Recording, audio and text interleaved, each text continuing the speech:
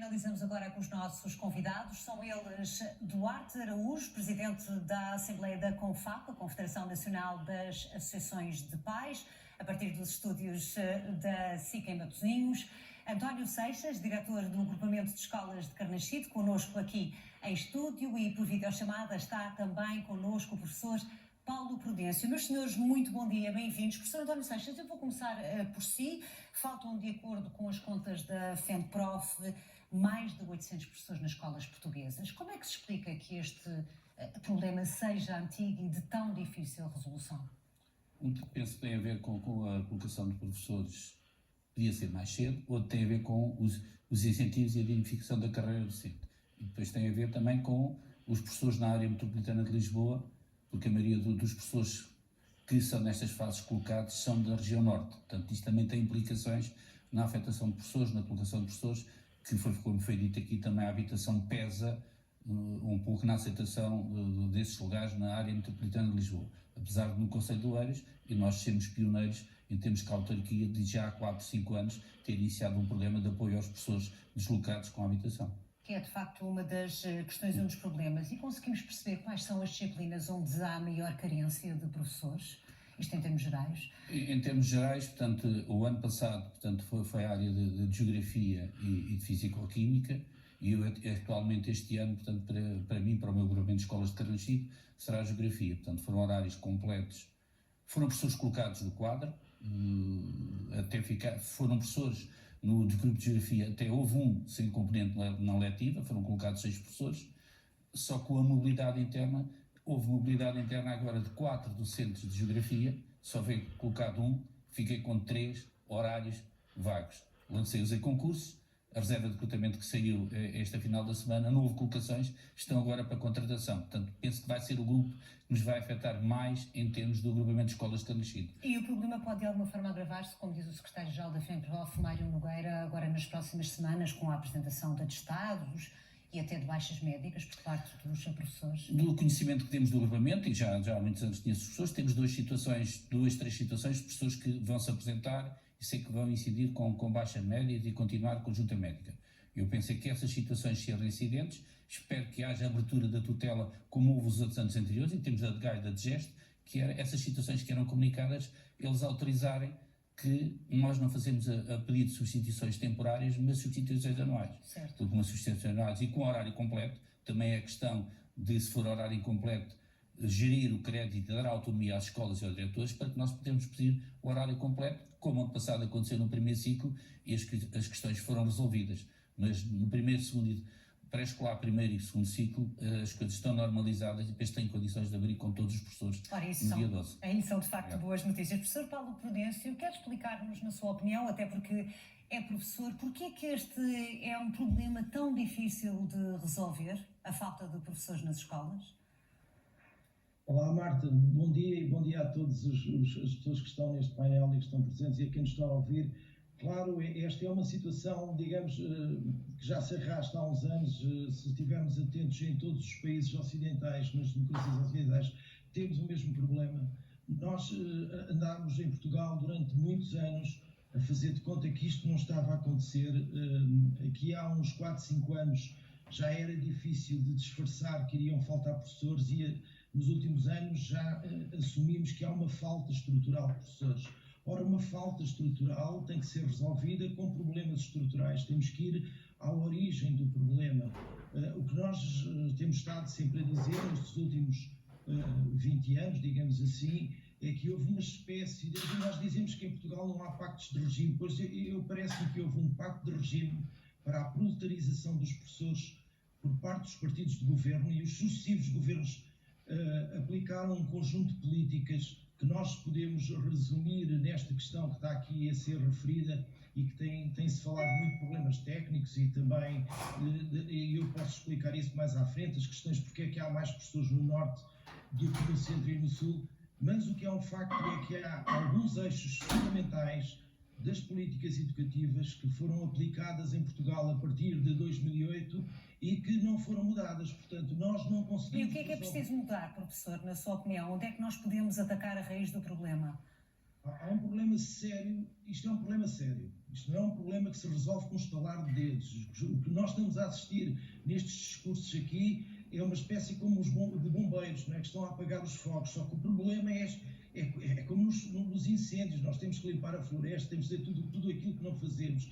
Aqui o que temos que fazer para recuperar a atratividade do exercício de professor e a atratividade, nós, por exemplo, agora assistimos na entrada para o ensino superior, assistimos à entrada de alunos na educação básica, com médias de 11. A educação básica, para quem nos está a ouvir, são professores do ensino pré-escolar primeiro ciclo e, em alguns casos, fazem um mestrado para o segundo ciclo, porque depois, para as disciplinas do terceiro ciclo e do ensino secundário, a atratividade não existe. Não se conhecem programas concretos, fortes, para resolver essa questão. Mas isto são questões da carreira, mas isto não se remete, não é um problema específico apenas da carreira, porque há milhares de professores que experimentam, que já são profissionalizados e que desistem. Nós não temos esses números, mas desistiram milhares de professores que experimentaram. Por exemplo, no Reino Unido, na década de 2010, eles formaram 300 mil professores, 100 mil experimentaram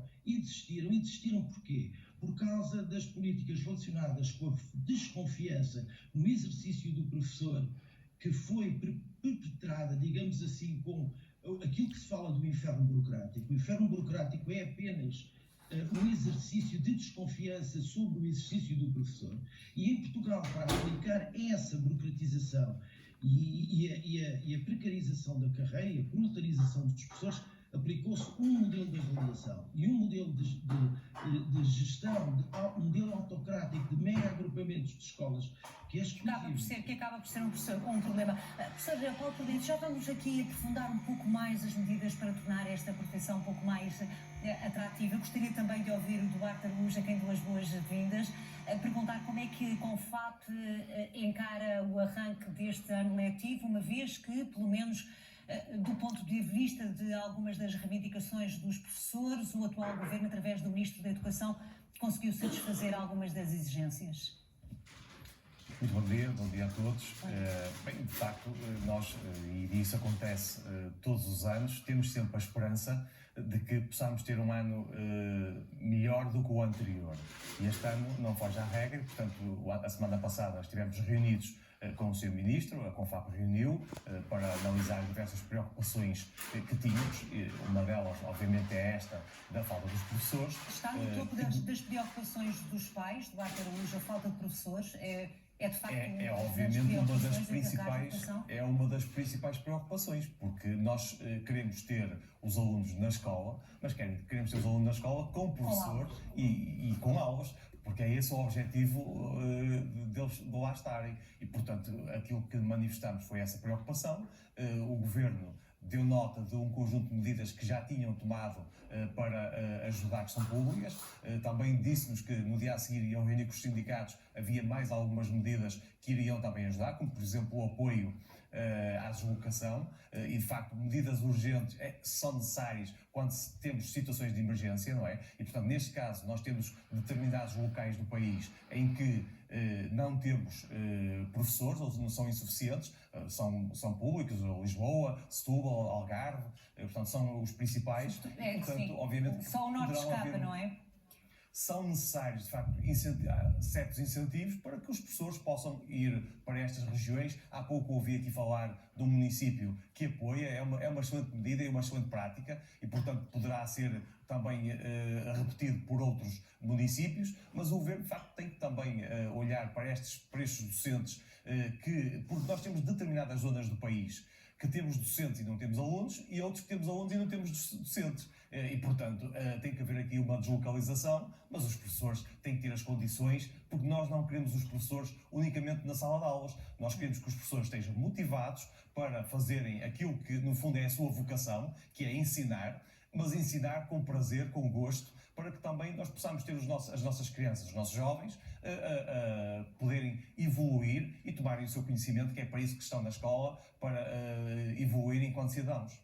Mas deixe-me perguntar-lhe, dos relatos que provavelmente chegam à CONFAP através dos filhos, sente-se aqui muita desmotivação por parte da classe docente? Sim, isso é notório, principalmente quando temos escolas em que os professores estão a 200, 300 km de casa, estão longe das suas famílias, muitos deles recebem aquilo que, no fundo, precisam para pagar a deslocação e a estadia, e, portanto, isso aí, obviamente, não é positivo, e isso não é positivo para qualquer carreira, e a carreira de professor, obviamente, que não é diferente, não é? E, portanto, sabemos que os profissionais, quanto mais motivados, mais produtivos e eficazes são. Professor António Seixas, pergunta, de facto, temos aqui uma população, uma classe muito envelhecida, a carreira de professor. Como é que nós podemos, efetivamente, que medidas concretas e que acha que são necessárias tomar para tornar esta profissão mais atrativa?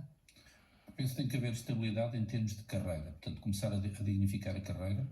Não podemos haver medidas, muda-se governo, muda-se ministro, nós podemos fazer as contas e, como todos sabem, nos últimos anos, se calhar, cada governo, o ministro dura 1, 2 anos, 3 anos, nunca dura uma legislatura. E há sempre medidas diferentes? Exato, e há medidas que temos que ser frontais, olhos nos olhos, e ter. Não podemos ter medidas para a escola pública, documentos orientadores que mude governo a governo, ministro a ministro. E tem que haver, em termos da Assembleia da República, uma maioria confortável que dê alguma estabilidade à escola. Nós não podemos ter legislação a sair de governo a governo. Portanto, isto era fundamental em termos de estabilidade. E depois a questão da formação de professores, como foi dito aqui, e muito bem, no terceiro ciclo secundário, temos mais dificuldades, mas também não há programa nenhum de formação, mas também temos que ter os incentivos, como foi dito, para a carreira docente. Se não valorizarmos a carreira docente, se não apostarmos na formação e na avaliação, que é fundamental para a progressão da carreira,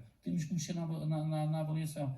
Todos estes têm que se ouvir quem está representativo dos professores, mas quem está no terreno. E cada escola é um contexto. Se calhar na área metropolitana é preciso ouvir quem está nas escolas, diretores e professores, no norte, no centro, e não centralizar, focar em 2 ou 3 aspectos que podem funcionar bem, mas que também são importantes ouvi-los, porque podemos aprender uns com os outros. E a minha prática ao longo dos anos é nesse sentido. Quando encontro reuniões com diretores e com os colegas, nós vamos aprendendo sempre, melhorando as práticas na gestão das escolas. Isso é fundamental que os governantes também tivessem, descessem um bocadinho aos treinos, mas infelizmente, portanto, e com 38 anos nos órgãos de gestão, praticamente 1 ou 2 vezes fui ouvido com uma reunião de alguns diretores. Eu penso que tinha algo a dizer da minha experiência, não quer dizer que é boa ou má, mas era uma experiência. E isso nós ganhámos com essa experiência de entrar no terreno, e ouvi também os representantes dos pais, porque só conseguimos ter sucesso se envolvermos os professores e se envolvermos as famílias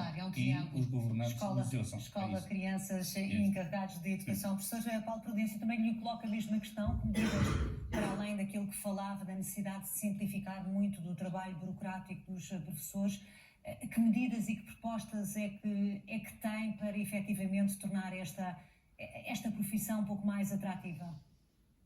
Olha, nós dava um exemplo dos concursos de professores. Nós não temos nenhum problema técnico, nem humano, com os concursos de professores. O que nós tivemos durante quase 20 anos foi para precarizar os professores. Nós tínhamos cerca de 60% dos professores eram dos quadros das escolas, os outros 40% não eram. E o que é que nós fizemos em 2008? Deixámos de fazer concursos anuais com vagas de quadro de escola e passámos a fazer concursos quadrianuais de 4 em 4 anos. Portanto, havia ali um hiato de 4 anos em que iam abrindo vagas nos quadros e não entrava ninguém porque não havia concurso. E os professores iam sendo precarizados, iam desistindo, iam tendo uma avaliação que é uma avaliação injusta, kafkiana, tudo com um modelo autocrático associado a isso, iam desistindo e portanto, depois não abriam vagas de quadro. O que é que aconteceu no ano passado? Depois, como se lembra, em 2022, quando se quis passar os concursos para as escolas, os professores explodiram e foram para a rua, que não confiavam nisso. E o que nós já percebemos, e que mudou este ano, foi que passou a haver um concurso novamente anual, com as vagas de quadro, porque ainda por cima, se estão a reformar tantos professores, é fundamental que todos os anos entrem professores nos quadros das escolas. Isso é que dá estabilidade aos professores, é entrar no quadro de escola, mas saberem, isso é que aproxima a residência, mas saberem que no ano a seguir Se quiserem aproximar-se de casa, se essa escola de quadro não for ainda próxima da sua residência, têm essa oportunidade. Foi isso que mudou e é por isso que este ano nós temos mais lugares no quadro, mais pessoas no quadro. E deixe que lhe diga uma coisa. Muito rapidamente, professor. Nos outros países da Europa não há problemas com os concursos. Não há porque não há. Porque não há concurso. Quase todos os professores no norte da Europa são do quadro de escola. Não há nenhuma... Em Portugal só se fez isto este ano porque o Tribunal Europeu, a Comissão Europeia, intimou... Sim, determinou. E de facto essa estabilidade é muito necessária. Para concluir, apenas no minuto, Duarte Araújo, que lhe pergunto é, depois de um ano letivo tão complicado, o anterior, com muitas greves, manifestações, mal-estar entre os professores, quais são as suas expectativas para este ano letivo? Olha, as expectativas do fundo são que o Governo possa implementar determinadas medidas que estão propostas e que possa, no fundo, vir a ajudar a que o ano seja mais tranquilo, que esta situação, estas negociações com os sindicatos dos professores também, já sabemos que este mês é o mês da primeira tranche da recuperação do tempo de serviço e, portanto, é uma primeira medida que vem de encontrar aquilo que eram as pretensões dos professores e, portanto, aquilo que nós pretendemos é que, de facto, os alunos possam fazer aquilo para o qual foram para as escolas que aprender, com toda a naturalidade, e a nossa expectativa é sempre essa, é que possa correr bem. Estamos cá, e a CONFAP está ao lado de todos os intervenientes para que, no fundo, possamos todos juntos encontrar as melhores soluções para termos uma educação de qualidade para os nossos alunos. E deve, sem dúvida, ser um trabalho complementar, como de resto comprova a presença dos três. Mas, senhores, muito obrigada por terem estado connosco neste SIC Notícias de Manhã, onde avaliámos a falta de professores, quando falta sensivelmente pouco mais de 2 semanas para o arranque do novo ano letivo. Muito bom dia aos três. Obrigada. A arte de discordar e afirmar a